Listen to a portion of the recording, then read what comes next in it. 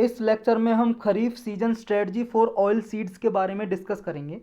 अभी ministry of agriculture and farmers welfare ने kharif strategy for 2021 के लिए फॉर्मुलेट किया है, मतलब बनाई है खरीफ स्ट्रेटजी, मतलब एक रोड मैप तैयार किया है जी, प्लान बनाया है ऑयल सीड के लिए। ऑयल सीड का मतलब है जी ऐसी क्रॉप को बोलते हैं जिनसे तेल निकालते हैं, जैसे मस्टर्ड हो गया जी, मस्टर्ड सरसों का तेल, तो ऐसी क्रॉप को बोलते हैं ऑयल सीड्स। तो इसमें हम जो एडिबल ऑयल्स हैं, एडिबल ऑयल्स का मतलब है जी खाने वाले तेल जो हम खाने के लिए यूज करते हैं, जैसे ये मस्टर्ड ऑयल हो गया सरसों का तेल, या फिर सेसम हो गया जी, सेसम ऑयल, सेसम बोलते हैं तिल को, तिल का तेल हो गया सेसम, या फिर ग्राउंड नट मूंगफली का तेल। तो ये जो तेल होते हैं एडिबल ऑयल, इनमें हम आत्मनिर्भरता हासिल कर सकें, अचीव कर सकें सेल्फ सफिशिएंसी, इसलिए रोड मैप तैयार किया है। और ये खरीफ सीजन के लिए बनाया जी, मेनली ऑयल सीड के लिए। और खरीफ सीजन क्या होता है जी, खरीफ का मौसम बोलते हैं जी जून से सितंबर के मौसम में जितनी फसलें क्रॉप वगैरह उगाई जाती हैं किसान के द्वारा, ये क्रॉप जून जुलाई में बोई जाती हैं जी। और इनकी हार्वेस्टिंग कब की जाती है, सितंबर अक्टूबर में। हार्वेस्टिंग का मतलब जी काट ली जाती हैं, फसल काट ली जाती हैं और लगाई जाती हैं जून जुलाई में। इसमें कौन कौन सी क्रॉप आती हैं जी, खरीफ सीजन की बात हो रही है। खरीफ सीजन में राइस, चावल, मेज़, मक्का, ज्वार, बाजरा, तूर की दाल, मूंग की दाल, उड़द की दाल, ये कॉटन, आपका कॉटन आ गया, जूट आ गया, ग्राउंड नट मूंगफली, सोयाबीन आ गया, ये सारी खरीफ सीजन की फसलें। ये आपको याद रखना खरीफ सीजन में कौन कौन सी फसलें बोई जाती हैं। नेक्स्ट जी कौन कौन से स्टेट्स में बोई जाती हैं ये फसलें उगाई जाती हैं, Assam, West Bengal, coastal region of Orissa, Andhra Pradesh, Telangana, Tamil Nadu, Kerala और महाराष्ट्र में उगाई जाती हैं। अब ये खरीफ स्ट्रेटजी क्या है जी 2021 की, इसे पढ़ते हैं। देखो जी, एक एम्बिशियस प्लान बनाया है गवर्नमेंट ने, जिसके द्वारा जो हाई यील्डिंग वैरायटी सीड्स हैं, मतलब अच्छे वैरायटी के बीज, फसलों के लिए अच्छे वैरायटी के बीज दिए जाएंगे, किसानों को फ्री में डिस्ट्रीब्यूट किए जाएंगे, फ्री में बांटे जाएंगे खरीफ सीजन के लिए 2021 में, 2021 में। ये एक मिनी किट्स फॉर्म में दिए जाएंगे सीड्स, बीज।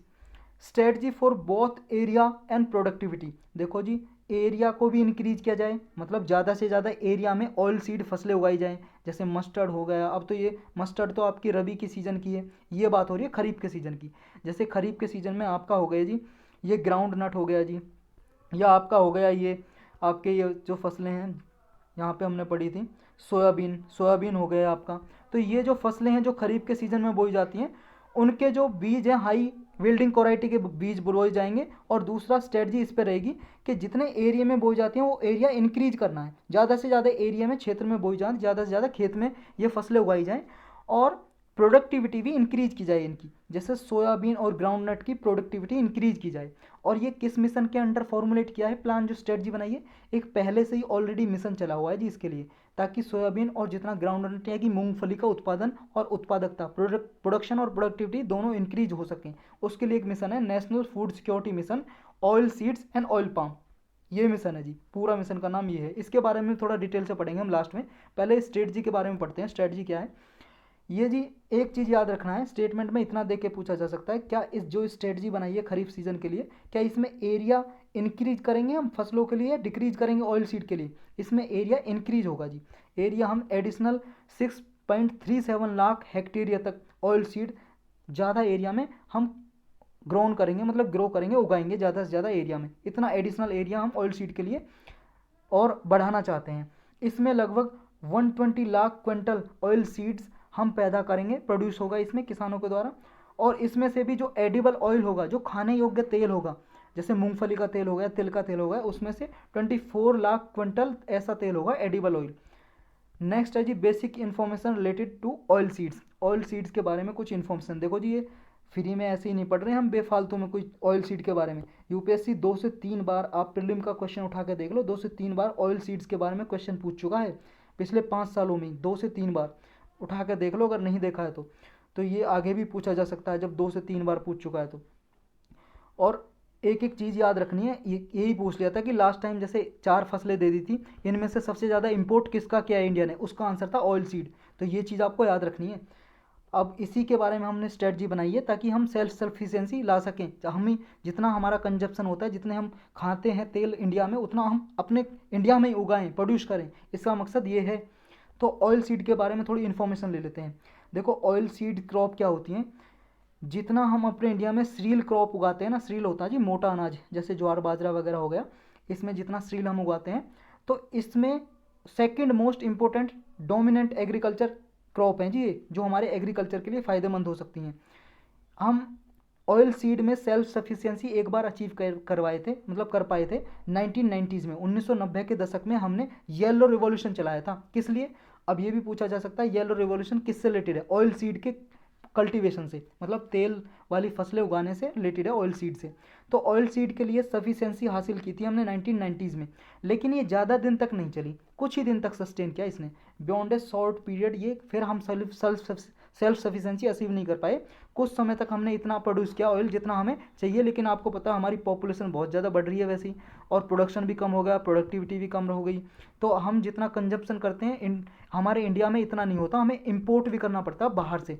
तो ये चीज़ याद रखनी है, हमारे इंडिया में अभी होता नहीं है इतना, हमें इम्पोर्ट करना पड़ता है।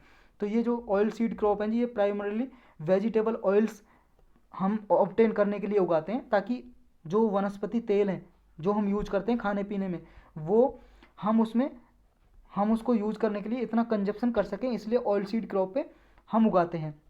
और इन ऑयल सीड में भी जी ऑयल कंटेंट कितना होता है, मतलब जैसे ग्राउंड नट है जी, मूंगफली में तेल कितना होता है? इनमें 20% होता है जी सोयाबीन में, और 40% होता है आपका सनफ्लावर और कनोला में। सोयाबीन आप जानते हो जी, इसकी बड़ी भी बनती है, आपने खाई भी होंगी, और दाल भी होती है सोयाबीन की। और सनफ्लावर सूरजमुखी का होता है जी पौधा, फूल भी होता है, उसमें 40% तक ऑयल होता है जी इसके सीड में। ये आप देखो जी, इसमें ये फसलें देखो, ये सनफ्लावर सीड हैं जी, ये हमारे सोयाबीन सीड हैं जिनसे तेल निकलता है। ये सेसम है जी तिल, ये वाइट तिल हैं जी सफ़ेद, और ये ब्राउन ब्राउन है जी काला तिल इसे बोलते हैं। सेफ्लोरस सीड हैं जी, ये इनसे भी तेल निकलता है। ये कास्टर रीड सीड है जी, इसे अरंडी भी बोलते हैं जी। और ये जी ग्राउंड नट, आपकी मूंगफली खाई होंगी, सर्दियों में खाते होंगे आप। ये जेट्रोफा सीड है जी, इनसे भी बनता है जी ऑयल। और देखो जी जेट्रोफा सीड से डीजल भी बनाया जाता है, जो आपकी गाड़ियों में यूज होता है। और ये कलौंजी के जी सीड हैं जी, ब्लैक सीड कलौंजी के। और ये मस्टर्ड सीड हैं जी, सरसों के। दो तरह की होती है जी, ये सफ़ेद, मतलब सफ़ेद वाइट टाइप की और ब्लैक टाइप की मस्टर्ड सीड है। तो ये हैं जी ऑयल सीड, जिनसे हम ऑयल निकालते हैं और कंजम्पशन के लिए भी यूज करते हैं। तो नेक्स्ट है जी इंडिया क्या है। इंडिया में देखो जी, एक तो ऑयल सीड उगाने के लिए फेवरेबल इन्वायरमेंटल कंडीशन है, कि हम huge amount of oil seed उगा सकते हैं अपने इंडिया में, प्रोड्यूस कर सकते हैं, एक फेवरेबल कंडीशन है। कौन कौन सी सीड उगाते हैं हमने देख लिया जी, ये castor seed, sesame, rapeseed, groundnut, mustard, soybean, linseed, niger seed, sunflower, safflower, ये कुछ ऑयल सीड हैं जी जो हम प्रोड्यूस करते हैं इंडिया में। देखो जी एरिया भी अच्छा है, और हम बहुत सारी फसलें उगाते भी हैं, और हमारी जो क्या है जी फेवरेबल कंडीशन भी है। इसके बावजूद भी, डेस्पाइट बीइंग, इसके बावजूद भी हम इंडिया क्या है जी ऑयल सीड क्रॉप प्रोडक्शन में इंडिया 5th लार्जेस्ट कंट्री है, मतलब 5वें नंबर पे आता है इंडिया। सोच लो, इतनी फेवरेबल कंडीशन भी है और इतनी सारे फसलें उगाते हैं, उसके बाद भी ऑयल सीड में, तेल वाली फसलें उगाने में 5वें नंबर पे है। तो इंडिया क्या है जी is also one of the largest importer of vegetable oil. हम बाहर से इम्पोर्ट करते हैं, आयात करते हैं, ये चीज़ आपको याद रखनी है। हम नेट इम्पोर्टर हैं जी, हम बाहर से मंगाते हैं ऑयल, हमारे यहाँ पे इतना नहीं होता जितना हम खा जाते हैं।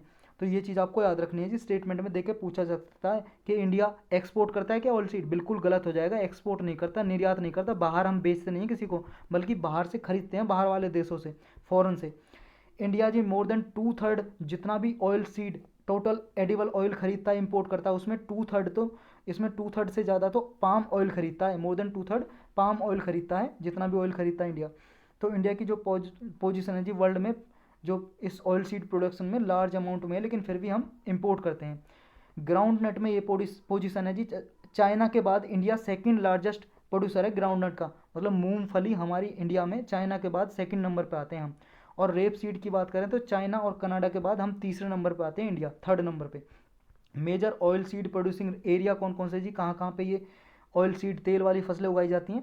राजस्थान, गुजरात, तमिलनाडु, मध्य प्रदेश, हरियाणा, महाराष्ट्र, कर्नाटका और आंध्र प्रदेश, ये रीजन है जी जिनमें ऑयल सीड उगाए जाते हैं। अब ये जो प्लान है जी, जो ऑयल सीड और ऑयल पाम के लिए चलाया गया था, इसके बारे में पढ़ लेते हैं, मिशन के बारे में। National food security mission oil seed and oil palm, इसका ऑब्जेक्टिव क्या था? ऑब्जेक्टिव मतलब टारगेट यही था जी इसका, कि एडिबल ऑयल में अवेलेबिलिटी अचीव करना, बढ़ाना, और जो हम ऑयल, एडिबल ऑयल खाने के लिए तेल बाहर से इंपोर्ट करते हैं, तो इस इंपोर्ट को रिड्यूस करना, बाहर से ना मंगाएं, हमारी कंट्री में प्रोडक्शन हो सके, और जो ऑयल सीड ऑयल पाम की प्रोडक्टिविटी इंक्रीज हो सके। तो ये इसका मकसद है, टारगेट है। देखो जी, इससे पहले एक national mission on oil seed and oil palm, ये national mission on oil seed and oil palm चल रखा था नेशनल फूड सिक्योरिटी मिशन के अंतर्गत ही। तो इसके अंतर्गत ये चल रहा था, ये लॉन्च किया था 2014-15 में और ये चला था 2017-18 तक। लेकिन 2018-19 से ये जो national mission on oil seed and oil palm है, ये नेशनल फूड सिक्योरिटी के साथ ही मिला दिया गया, तो इसके साथ ही इंप्लीमेंट किया जाता है। लेकिन इसका नाम ये रख दिया national food security mission oil seed and oil palm. इसके अंदर कुछ सब मिशन है, कुछ के अंदर छोटे छोटे मिशन है, जैसे NFSM मतलब national food security mission oil seed के लिए, national food security mission oil palm के लिए, national food security mission tree born oil seeds के लिए। अब कुछ मल्टी प्रोंग्ड स्ट्रेटजी अडॉप्ट किए हैं जी इसके लिए, ताकि इस ऑयल सीड ऑयल पाम को हम अचीव कर सकें, इसका ज़्यादा से ज़्यादा प्रोडक्शन हो सके। उसमें ये किया गया कि ज़्यादा से ज़्यादा सीड रिप्लेसमेंट रेशो को हम ज़्यादा से ज़्यादा इंक्रीज करें। अब ये सीड रिप्लेसमेंट रेशो क्या जी, देखो ये भी पूछा जा सकता है आपको। ये इसका मतलब ये है कि जैसे मान लो किसान ने तिल उगाए खेत में, तिल यानी कि सेसम की बात हो रही है जी, सेसम बोलते हैं इंग्लिश में जिनको नहीं पता है। सेसम उगाए जी, ग्रो किए खेत में अपने एक फील्ड में, और वो क्या है अगले साल के लिए उसमें से कुछ तिल रख लेगा और अगले साल उन्हीं को खेत में डाल देगा और उन्हीं से तिल हो जाएंगे। लेकिन ये नहीं करना है। ये सीड रिप्लेसमेंट रेशो का मतलब ये है कि हम सर्टिफाइड और क्वालिटी सीड खरीदें, मतलब जो हमने तिल बचाए थे उनको ना बोएंगे, बल्कि नए सीड क्वालिटी वाले सीड खरीदेंगे और उनसे उगाएंगे, क्योंकि उनसे प्रोडक्टिविटी ज़्यादा होगी जी। मतलब जब अगर मान लो वो हम बचे हुए पिछले साल के तिल डालेंगे, तो मान लो 1 क्विंटल होगा इसमें तिल एक खेत में, अगर हम नए certified quality seed high yielding variety के सीड यूज करेंगे तो 2 क्विंटल या 1.5 क्विंटल होगा जी, ज़्यादा प्रोडक्शन होगा, प्रोडक्टिविटी ज़्यादा होगी जी, उत्पादकता ज़्यादा होगी। प्रोडक्टिविटी प्रोडक्शन में आपको मतलब पता होना चाहिए, प्रोडक्टिविटी का मतलब है जी एक खेत में ज़्यादा से ज़्यादा कोई फसल हो सके। जैसे जहाँ पे 20 किलोग्राम हो रही है तो एक खेत में ही वो 30 किलोग्राम या 40 किलोग्राम हो, मतलब एक एरिया में ज़्यादा से ज़्यादा फसल हो, प्रोडक्टिविटी। और प्रोडक्शन का मतलब है जी ज़्यादा, लार्ज प्रोडक्शन, मतलब एरिया में ज़्यादा प्रोडक्शन, और प्रोडक्टिविटी कम एरिया में ज़्यादा प्रोडक्शन। तो ये चीज़ आपको याद रखनी है। तो इसमें यही था जी मिशन में कि प्रोडक्टिविटी इंप्रूवमेंट करना है, ज़्यादा से ज़्यादा क्लाइमेट रेजिलेंट टेक्नोलॉजी अपनाएं और ऐसी डिवाइसेस लें, वाटर सेविंग डिवाइसेस जैसे स्प्रिंकलर, रेन गन, मतलब ये तरीके हैं जी। स्प्रिंकलर क्या होता है, खेत में क्या है, जैसे एक तो होता है flood irrigation, flood irrigation, irrigation का मतलब है जी सिंचाई। सिंचाई क्या करते हैं जी, जैसे खेत में पानी छोड़ दिया जाता है, ये है जी खेत, खेत में यहाँ पे बॉर्डर है, यहाँ पे मान लो ट्यूबवेल है और यहाँ से पानी आ रहा है, यहाँ से छोड़ देंगे जी, ये मान लो इसका इनलेट है, यहाँ से पानी जा रहा है और पूरे खेत में जाएगा जी ऐसे। लेकिन स्प्रिंकलर क्या होता है जी, देखो इससे क्या है, इससे बहुत सारे नुकसान होते हैं, सॉइल इरोजन भी होता है जी, मिट्टी का अपर्दन होता है, मृदा अपर्दन, और भी कई सारे नुकसान होते हैं जी इससे। सॉइल की जो ऊपर वाली परत है वो मिट जाती है इससे, और जिसमें न्यूट्रिएंट वगैरह का भी लॉस होता है। लेकिन एक होता है जी स्प्रिंकलर, इसमें पानी का नुकसान भी होगा, ज़्यादा पानी रहेगा वो इवोपरेट हो जाएगा, समझे। और इस एक होता है स्प्रिंकलर, स्प्रिंकलर में क्या होता है जी, स्प्रिंकलर या रेन गन में इसमें होता है जी ऐसे पाइप, खेत में क्या है, ये फील्ड है जी, खेत में ऐसे पाइप बिछा देंगे, इस पाइप से क्या है, इसमें छोटे छोटे पाइप रहेंगे ऊपर वाले, टंकी लगी होंगी जी, इनमें छेद रहेंगे जी, छोटे छोटे होल, और ये बारिश की तरह यहाँ पे बरसेंगे और बारिश की तरह बूंदे बूंदे यहाँ पे गिरेंगी जी, ड्रॉप ड्रॉप, और ये पूरे खेत में इरिगेशन कर देंगे, सिंचाई। तो इससे पानी की भी बचत होती है और जल्दी खेत में सिंचाई हो जाती है, इरिगेशन हो जाती है। नेक्स्ट ऐसा कर सकते हैं जीरो टिलेज, कम मतलब जुताई ना हो खेत की, कम से कम टिलेज करें। इंटर क्रॉपिंग हो जी, इंटर क्रॉपिंग का मतलब एक दो फसलें साथ में। रिले क्रॉपिंग हो, स्ट्रेटजिक एप्लीकेशन होनी चाहिए, माइक्रो न्यूट्रिएंट और सॉइल अमेल्योरेट होना चाहिए जी, अमेल्योरेंट मतलब सॉइल को, मिट्टी को सुधार किया जा सके, कुछ गोबर खाद वगैरह मिला के, मतलब फर्टिलाइज़र, जो फर्टिलाइज़र है जी मैन्योर, जो ऑर्गेनिक फर्टिलाइज़र है उनका यूज किया जा सके। तो ऐसी अपना सकते हैं जी मेथड। नेक्स्ट है जी एरिया का एक्सपेंशन करना, मतलब ये नेशनल फूड सिक्योरिटी मिशन जो ऑयल सीड ऑयल पाम की हो रही है उसमें क्या क्या कर रहे हैं, ये चीज़ उसकी बात हो रही है। उसमें हम एरिया का एक्सपेंशन कर रहे हैं जी, ताकि क्या है एरिया का ज़्यादा से ज़्यादा बढ़े। कैपेसिटी बिल्डिंग कर रहे हैं, उसमें कैपेसिटी बिल्डिंग, फार्मर को कुछ टेक्नोलॉजी वगैरह के बारे में जानकारी देना, सीड के बारे में, बीज के बारे में जानकारी देना, और फसल कैसे उगाई जाए जिससे ज़्यादा प्रोडक्टिविटी हो सके, तो ये कैपेसिटी बिल्डिंग में करते हैं। और जो गुड एग्रीकल्चर प्रैक्टिसेस हैं उनको बताना किसान को कि कैसे अच्छी जो खेती करने के लिए अच्छे तरीके अपनाए जा सकें। नेक्स्ट इसमें 36 ऑयल सीड हब क्रिएट करना, मतलब रीजनल एरियाज़ पे छोटे छोटे एरिया पे ऐसे ऑयल सीड हब बनाने हैं जहाँ पे ये ऑयल सीड की खेती हो सके और उन्हें क्वालिटी सीड मतलब अच्छी क्वालिटी के बीज उपलब्ध किया जा सकें, लार्जर अवेलेबिलिटी हो किसान के लिए। Next G post harvest management at farm and village level. Post harvest का मतलब है जी जब मान लो फसल की कटाई हो जाए, जैसे क्रॉप बोई है जी, उगाई है, उसको कटने का समय गया, काटने के बाद फिर उसका मैनेजमेंट भी तो चाहिए फार्म में, स्टोरेज हाउस हो जी विलेज लेवल पे, उसे स्टोर करके रख सकें, तो ये भी इसमें किया जा रहा है। नेक्स्ट है जी formation of farmer producer organisation. Farmer producer organisation होती है जी, मतलब विलेज लेवल पे कुछ किसान मिलके एक संस्था बना लेते हैं, ऑर्गेनाइजेशन, एनजीओ टाइप।